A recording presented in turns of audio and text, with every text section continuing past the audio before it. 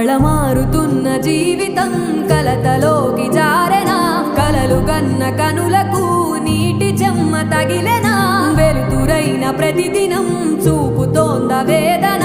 అందమైన బతుకున అలజడి చలరేగెనా ఏమిటి నీ పాపం ఏమిటి నీ నేరం చీకటి ముసిరిందే చిటికల్లోనా తీరదు నీ శోకం మారదు ఈ లోకం